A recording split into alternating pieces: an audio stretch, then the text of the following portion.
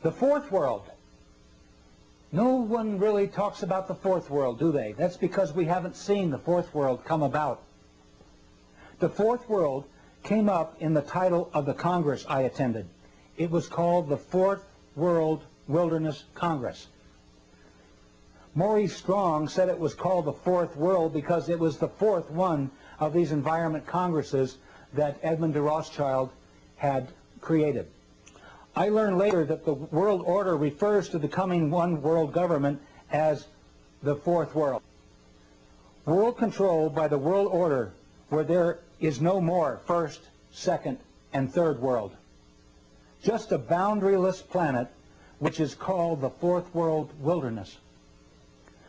Yogis and shamans refer to it as the fourth world wilderness, the lostness of the mind. The lostness of the mind refers to the collective consciousness. Persons will be coerced through lies, drugs, fear, and pain to surrender themselves, their egos, to the collective consciousness. The fourth world will be a return to a society much like the Caesars or Babylon or the Fourth Reich. Within the fictionalized societies described in Huxley's Brave New World and Brave New World Revisited, and Orwell's classic 1984.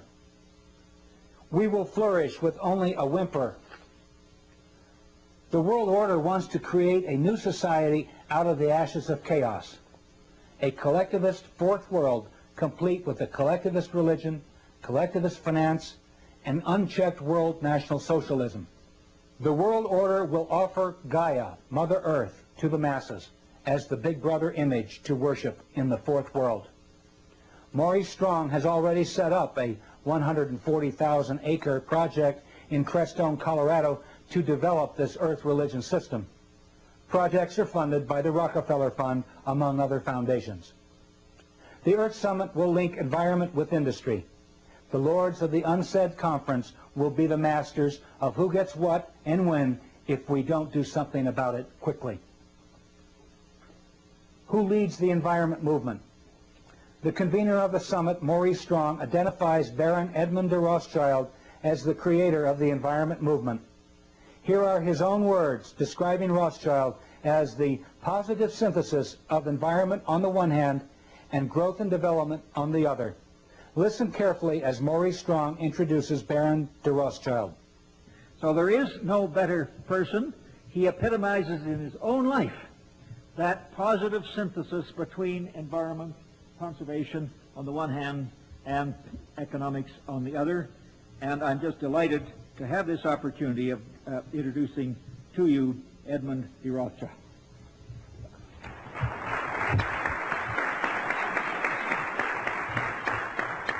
Maurice, thank you very much indeed for all that you've said, and I would ask the audience to take with a slight grain of salt all that he has said about me. Rothschild is the positive synthesis of environment on the one hand, that's the thesis, and growth and development on the other, that's the antithesis. He very clearly admits that the Rothschild combination, including the Rockefellers and most world capitalists, aim to control the environment and development movement as the synthesis. Power will converge into their hands through the Rio Conference. The synthesis, the head of the power, merges into the House of Rothschild. Another speaker at the Fourth World Conference was David Rockefeller, world energy capitalist and banker.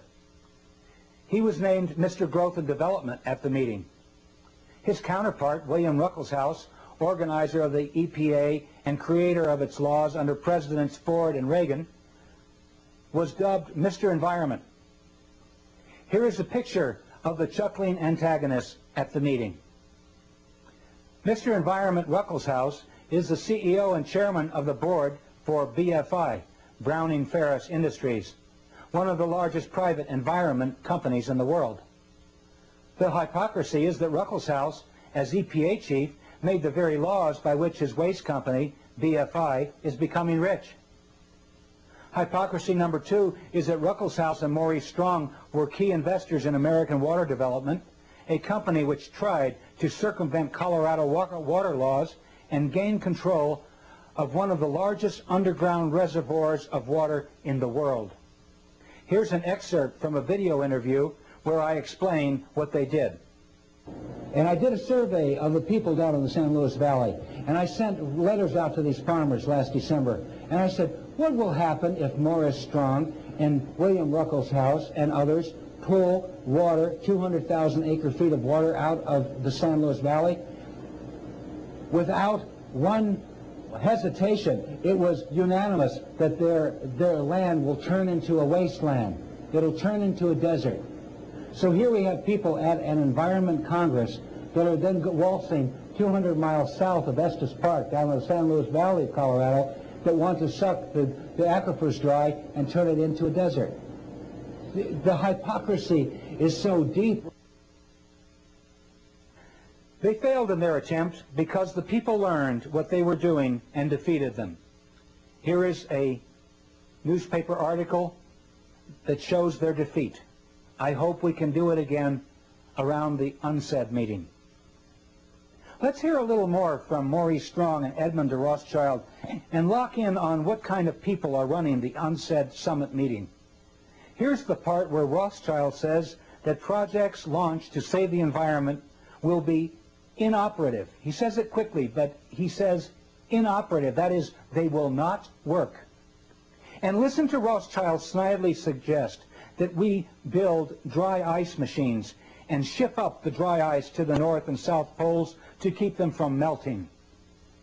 Perhaps it could be possible to utilize CO2, carbon dioxide, one of its main causes, to manufacture dry ice, to maintain the polar caps and the actual temperature of the ice there, and maintain their present temperature. Innovative and modern technology, world waste material collected and perhaps burnt in volcanic areas or buried so deep in the earth, in the wilderness desert areas of the mid-Sahara where nobody goes, or in the empty quarter in Arabia or the Gobi Desert. But all these ideas and visions, some far-fetched, and above all, the continuation of this Congress needs money.